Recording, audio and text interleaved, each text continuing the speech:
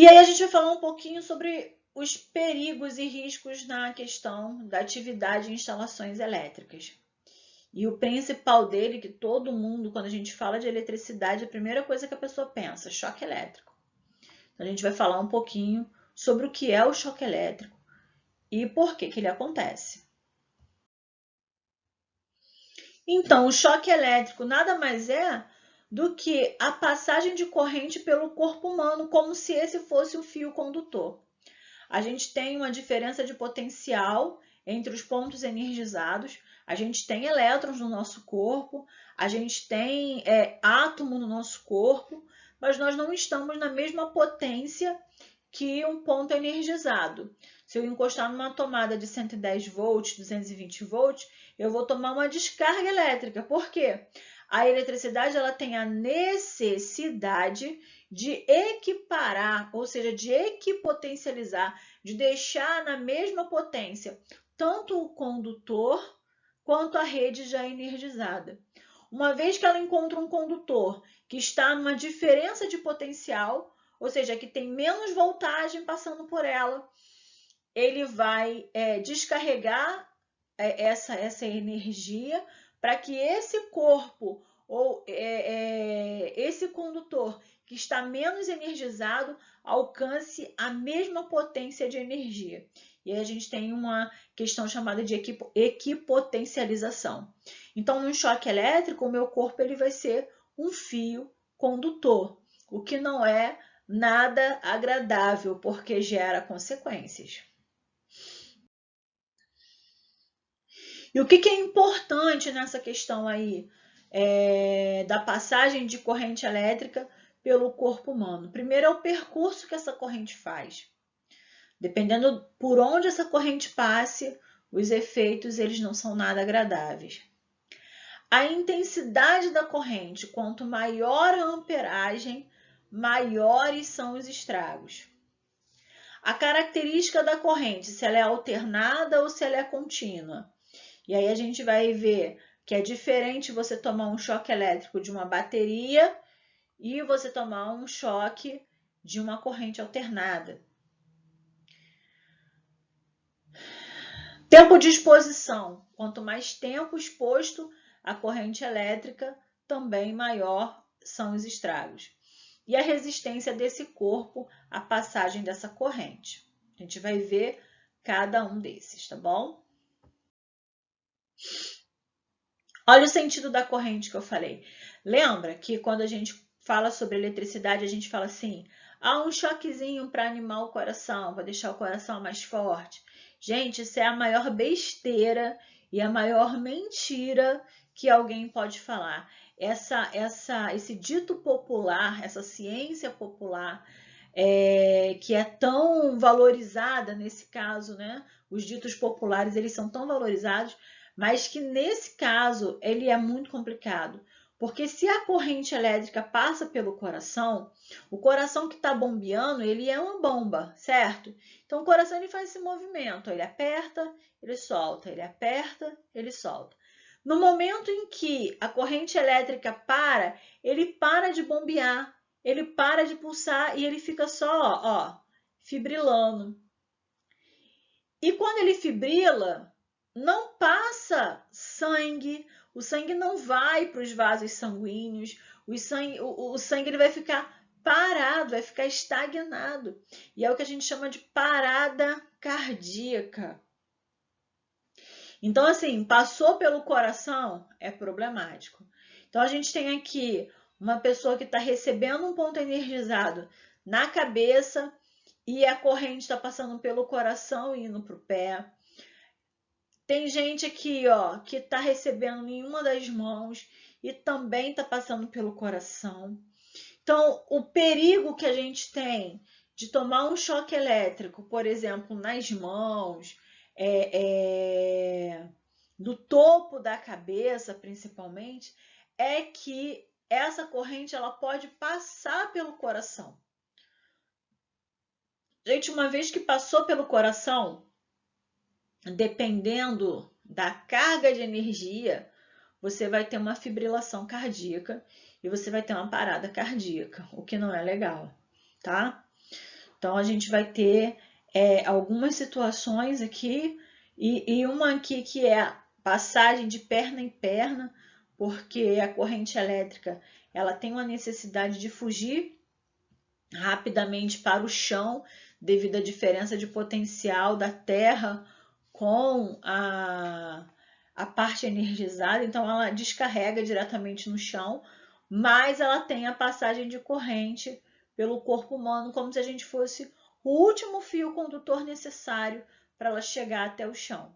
Então, por falta de isolamento, pezinho descalço, a gente tem lá o risco de tomar um choque elétrico e ser eletrocutado.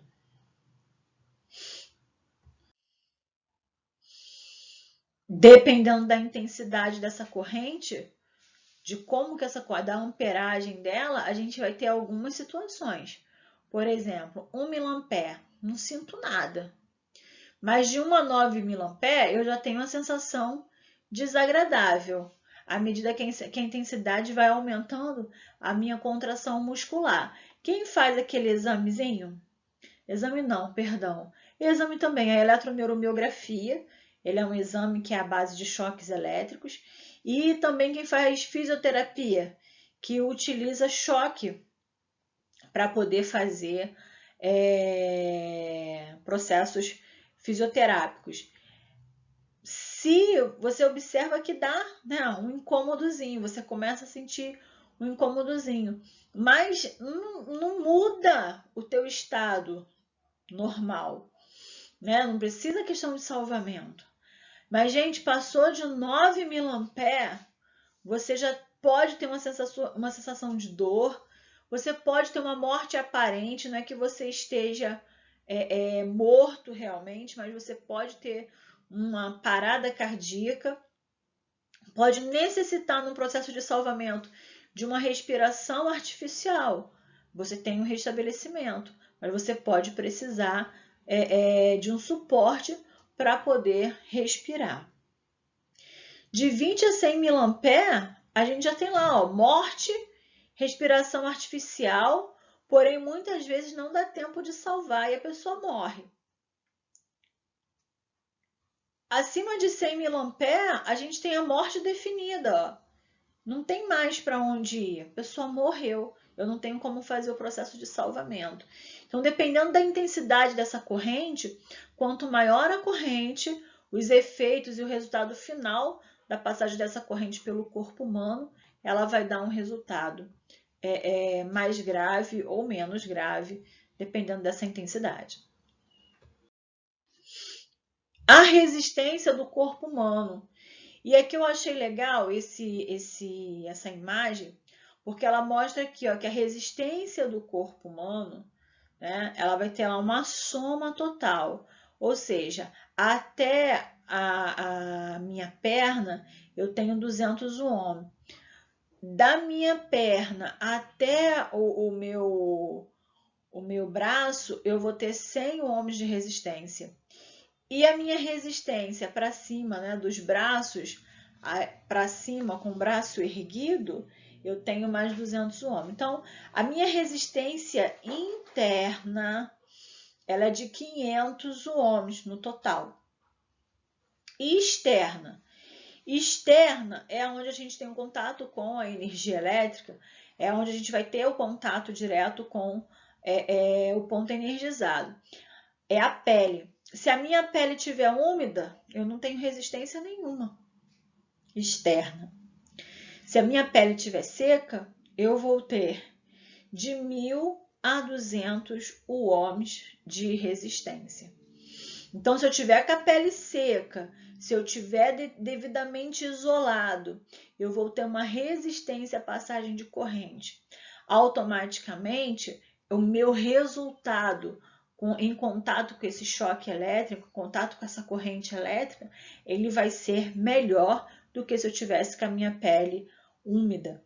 Então, assim, tá úmido, tá molhado, tá cheio de suor, você não pode mexer em nada energizado, porque a resistência da tua pele é nenhuma, é zero. Você não tem resistência à passagem de corrente. Por quê, gente? Quanto mais molhado, melhor. a água, ela é um condutor de energia e é um dos melhores condutores de energia. Então, assim, se a gente tem condutor de energia pela passagem da água, então a gente pode sim acabar sendo eletrocutado. Então, nada de trabalhar com um corpo uniforme úmido, porque isso diminui a resistência da nossa pele. Um outro risco que a gente tem na questão do choque elétrico é o arco voltaico ou arco elétrico. O que é isso, né? Eu acho muito bonito o arco voltaico, eu já trabalhei em subestação, e quando eles fazem o seccionamento de seções na subestação, você muitas vezes, se o tempo, principalmente se o tempo estiver bem úmido, bem carregado, você vai ver que faz essa formação desse arco voltaico aí, ou arco elétrico. É bonito de se ver. Porém, se isso acontece numa subestação fechada, onde a pessoa está com contato direto a essa fonte energizada, isso vai gerar uma explosão. E esse arco vai vir em cima da pessoa, vai gerar queimadura, vai gerar morte, porque muitas vezes no processo de explosão, de saída dessa energia pelo ar, porque o que acontece? O que é o arco voltaico? É a passagem de energia elétrica pelas moléculas de água existentes no ar. Então, quando ela foge de dentro de um equipamento, de um quadro elétrico, de um fio condutor, quando ela escapa e passa para o ar de uma forma inadvertida, a gente não espera, e se tiver em contato com o corpo humano, ela vai projetar esse corpo humano, ela vai fazer com que essa pessoa caia, seja projetada, ela vai queimar, gerar queimaduras. Muitas vezes, quem passa por uma situação dessa não consegue sobreviver, porque o arco voltaico ele é tão forte que ele te joga. Muitas vezes a pessoa morre, não morre nem pela queimadura do arco, mas morre pela queda mesmo. Eu tive a experiência com uma pessoa de que ela estava trabalhando, não quis desligar o disjuntor e foi fazer a manutenção em um quadro elétrico. Né? Não desligou a chave geral, foi fazer a manutenção no quadro elétrico. O que aconteceu? Não estava utilizando uma ferramenta apropriada. E aí, quando ela encostou, a pessoa encostou a chave de fenda em um dos parafusos do quadro, estava tendo fuga de energia nesse quadro. Essa chave foi um prolongador do corpo dela e acabou gerando o arco voltaico. Essa pessoa teve parte do rosto apenas queimado, estava numa tensão de 127 volts. Ela teve parte do corpo e o olho também ficou cego de um olho e parte do corpo foi queimado. Dos males o menor, ficou vivo, né? Mas sofreu o impacto da queda, teve o rosto queimado, perdeu a visão e poderia ter levado a uma questão de uma fatalidade, que graças a Deus não aconteceu no caso dele. Então, considera-se, né, para estes casos, considera-se que o meio isolante se refere ao meio em que se dificulta a passagem dessa corrente elétrica. O que pode dificultar a passagem dessa corrente elétrica? E a gente precisa ver que ele bota que o ar ou por outro meio isolante tem a dificuldade da passagem de corrente elétrica, e aí essa corrente ela acaba saindo de dentro de um condutor e avançando, passando pelo ar. Quais são os resultados? Queimadura, queda, felizmente a morte. Aqui tem um exemplo, que é o que acontece muito na subestação, em subestações onde a gente tenha uma tensão mais elevada. O arco voltaico ele sai nesse formato de explosão, por isso gera queimadura, queda e morte da pessoa que se acidenta. Outro risco que a gente encontra é o magnetismo. O magnetismo é a propriedade de atração e repulsão de determinados metais e ímãs que apresentam um polo positivo e o outro negativo. Quando a gente fala de um campo magnético, a gente está dizendo que no ambiente onde a gente está, a gente tem essa questão do dipolo, o polo positivo e o polo negativo. E a impedância gerada nesse processo de circulação dessa corrente elétrica faz com que a gente gere um campo magnético no entorno das instalações elétricas. Bom, onde que é perigoso? É perigoso para a galera aí que utiliza marca-passo. A gente sabe que o campo magnético ele descompensa o marca-passo. E a pessoa que está utilizando, ela pode sim sofrer uma questão de uma parada cardíaca. Também pode ter problemas pessoas que têm peças metálicas no corpo. Chapa, quebrou, precisou fazer uma recuperação com chapa e tudo mais.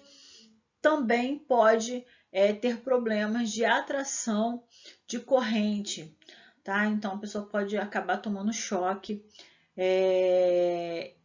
e sofrer aí a questão da descarga elétrica.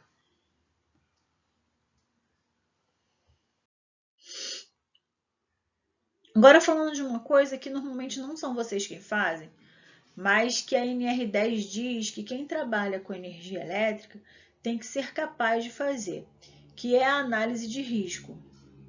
E aí a gente tem o que é uma análise de risco? Ela é uma avaliação preliminar da atividade, onde a gente observa o que a pessoa vai fazer, quais os EPIs que ela precisa utilizar, quais são os riscos que ela vai estar exposto. A gente precisa adotar alguma medida de controle, fora a questão do EPI. Então, a gente tem um documento escrito que fala sobre o procedimento de trabalho, os riscos que essa pessoa vai estar exposto nesse procedimento de trabalho e qual vai ser a medida de controle mais apropriada a ser utilizada na execução da tarefa. Eu não consigo falar com vocês sobre a PR se eu não falar sobre riscos ambientais. Riscos ambientais, eles são divididos em 5 grupos, caracterizados em riscos físicos, químicos, biológicos, ergonômicos e de acidente. Risco físico é toda forma de energia presente no ambiente. E a gente tem ruído, vibrações, radiações ionizantes, frio, calor, pressões anormais, umidade, ambiente muito úmido, encharcado, né? Risco químico, a gente tem lá poeiras, fumos, neblinas, névoas, vapores, substâncias compostas, químicas. Risco biológico são os micro-organismos de modo geral, vírus, bactéria, fungos, parasitas, bacilos, protozoários. Riscos ergonômicos, a gente tem lá tudo que é com relação ao corpo, ao organismo da pessoa. Aí a gente tem esforço físico intenso, levantamento e transporte manual de peso, exigência de postura inadequada, controle rígido de produtividade, imposição de ritmo excessivo, trabalho em turno diurno e noturno, jornada de trabalho prolongada, monotonia e repetitividade e qualquer outra situação de risco que não esteja relacionada aqui, mas que cause um estresse físico e psíquico, vai ser considerado uma questão de um risco ergonômico. Riscos de acidente, tudo aquilo que possa gerar acidente. Então, a gente tem eletricidade, iluminação inadequada, piso escorregadio, desnível de piso, arranjo físico inadequado. A gente tem uma série de situações que podem gerar acidente e máquinas com problemas, ferramentas defeituosas. Então, isso tudo pode gerar acidente, pode causar lesão. E aí vai estar classificado aqui no grupo dos riscos de acidente.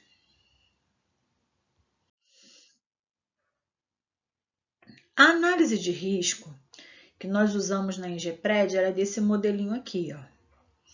Sistema, atividade que vai estar sendo executado, a área onde vai ser feito esse serviço, quem é responsável, quem que está emitindo, a validade desse documento, que normalmente a gente faz para 10 dias, e o controle, tá bom? O processo aqui é a atividade, o risco da atividade, o perigo. Qual é a diferença de risco e perigo? Né? Tem isso, né? No risco, a gente vai estar falando sobre o risco químico, físico, ergonômico. E qual o perigo? Digamos que eu tenho aqui um risco de eletricidade. Qual é o perigo da eletricidade? Choque elétrico. O dano, tá? Lesão que vai estar causando no organismo. A fonte que está gerando isso, qual EPI que a gente vai estar utilizando. Aqui é uma classificação que a gente tem lá, ó, de tolerável, moderado, substancial. E a gente tem essa explicação de níveis de classificação aqui embaixo. E as medidas preventivas. Aqui eu trouxe o modelo de uma PR, que é uma atividade que a gente faz na Rosneft. Então tem aqui, ó, qual é o sistema? Manutenção preventiva e corretiva. Qual a atividade? Manutenção geral. Quem é que faz? A equipe volante. Quem é o responsável? Está aqui, ó, Felipe Castro. Quando que foi emitida essa PR? No dia 15/2/2020. Qual a validade? 10 dias. Qual o controle? A PR1 de 2020. Aqui vem a declaração, ó, o executante é o Andrew Azevedo, o Luiz Henrique, o Rodrigo. Então, quando ele bota aqui, ó, declaro para devidos fins que fui treinado em todas as orientações referentes aos riscos ambientais e medidas preventivas. O Andrew assina, o Luiz Henrique assina e o Rodrigo tem que assinar aqui embaixo dizendo que estão cientes dos riscos. Olha aqui, ó, processo de serviço. Serviço de manutenção predial em... Aqui era para ser geral. Predial em geral, perdão. A hidráulica e a elétrica. Quais os tipos de risco? Risco de acidente. Qual o perigo? Batida contra objetos, objetos cortantes, choque elétrico. Qual o dano? Cortes, contusões, queimaduras. Qual a fonte? A fonte é da onde vem o risco. Aí tem lá, ó, equipamentos elétricos, martelos, brocas, vidros. Aqui a definição dos EPIs que eles vão estar utilizando. Aqui é classificação. E aqui a gente tem, que aqui é uma matriz de risco, tá? E aqui a gente tem os EPIs que serão utilizados e as medidas de controle adicionais que precisam ser cumpridas de acordo com a legislação. Aí agora, eu quero que vocês façam uma APR. Vocês não precisam fazer aquela classificação. A atividade é a manutenção preventiva de painel elétrico de 220 volts e serviço de refrigeração e limpeza da unidade condensadora. Então, o que você vai fazer aqui? Aqui você vai montar uma PR. Não precisa, onde está aquela parte de classificação, você não precisa classificar, mas eu quero que você monte o passo a passo da sua tarefa e que você diga quais são os riscos que você tem no ambiente de trabalho e quais são as medidas de controle que você vai estabelecer para esse tipo de atividade, tá bom? Tem uma PR na apostila de vocês. Essa PR ela deve ser preenchida, tá bom? E eu quero receber a PR de vocês para que eu possa também estar dando uma olhada, né? Tá corrigindo certinho.